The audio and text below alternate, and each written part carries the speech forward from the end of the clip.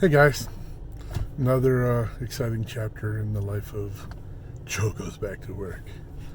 Welcome to Zen Road Trucker. I don't know what episode this is going to be yet, so let's just rock with it.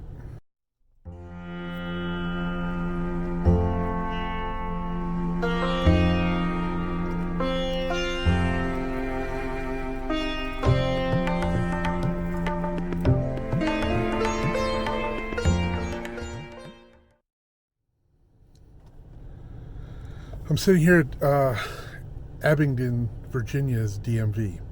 They have the closest Identico place in the region. So in order for me to get a hazardous materials endorsement on my license, I need to have a background check.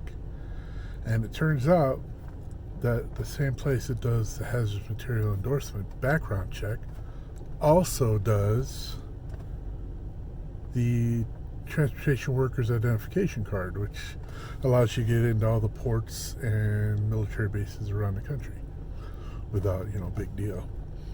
So basically it's like the easy pass going into the airport only for transportation workers. Allows you to take the shortcut lane. And I found out that I can do both the hazmat endorsement and the TWIC at the same time. So needless to say, I'm pretty stoked, and my appointment's in 25 minutes, so I had plenty of time to sit here and come up with interesting poop to spew at you. Now that we're at a point where I'm actually starting to get the documentation together, I want to tell you some of the things that I went through deciding to go back to work. The first thing I needed to do was I contacted Social Security because I was on SSI, Social Security Insurance Disability. And I walked in and I said, hey guys, I'm tired of being unemployed disabled. I want to be employed disabled. Is there any way you guys can help me do that? The dude looks at me and he lit up like sunshine and goes, hey man, everything we do here is to help you through your period of disability and then back out into the real world. We have programs out the wazoo, just nobody ever asks about them.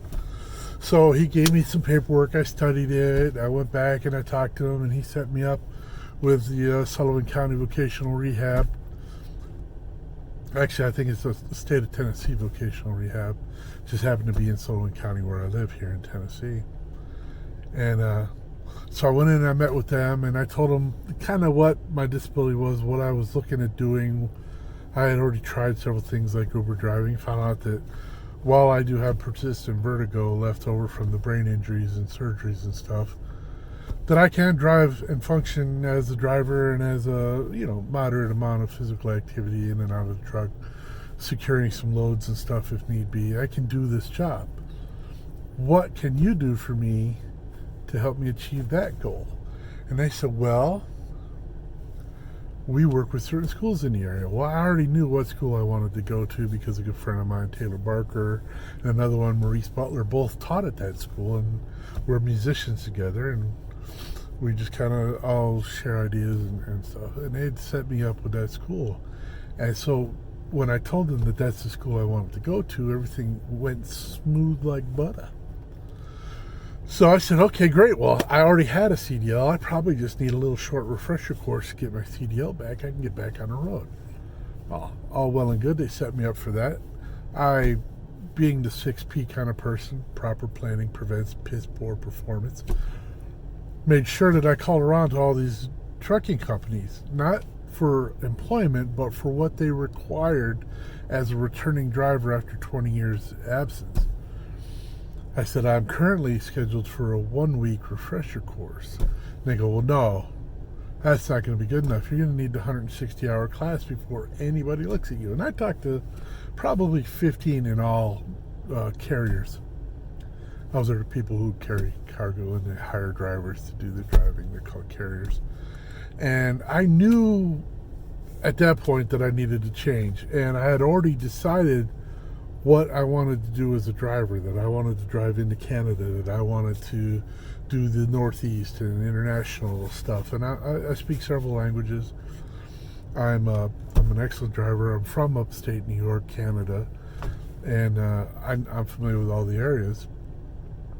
I found a carrier that I knew serviced that area, that I knew had a good reputation, and I approached them for employment. So while I was changing my class from a 1-week refresher to the 160-day 4-week Reentry Class, which means I already had my CDL permit, which I went and got after I found out everything could be taken care of. And I talked to them, and I said, look, I plan on having my passport renewed, which I have.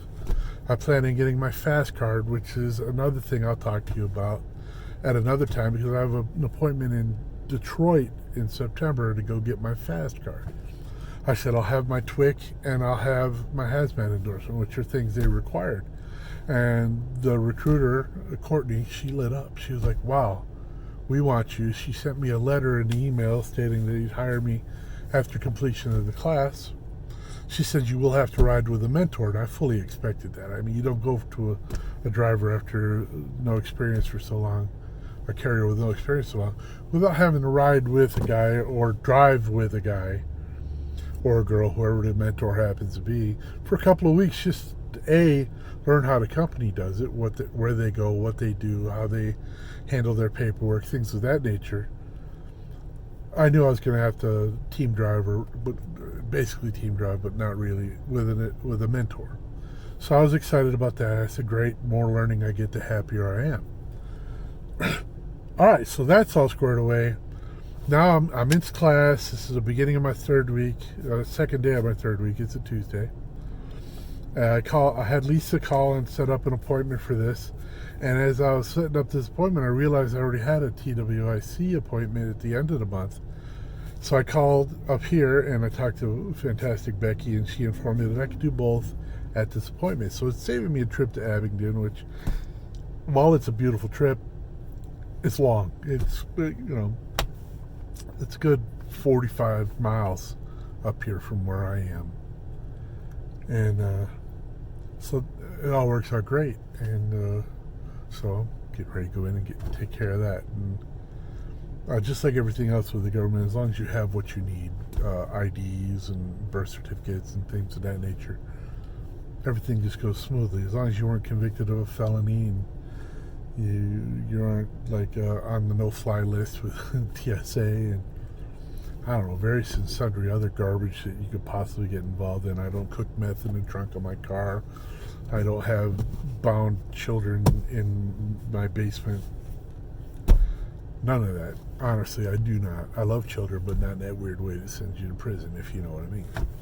So I'm getting ready to go in, and once again, just a little insight into what I'm doing to prepare myself to succeed when I finally get out there and do what I want to do. And again, I'll go over the 6 P's again.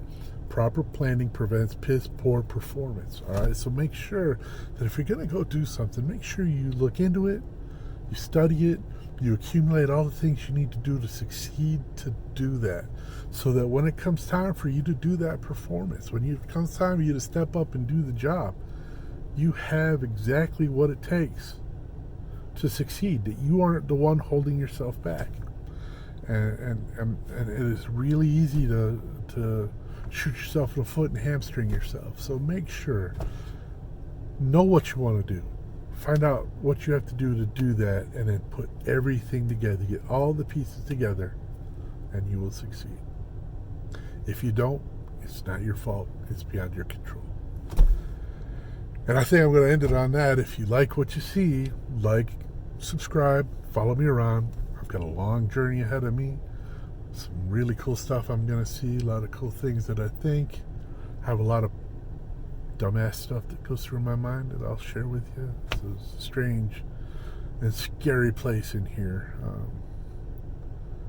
My resemblance to Santa Claus is only external. So like, subscribe. Have a great day. We'll see you in the next episode. Peace.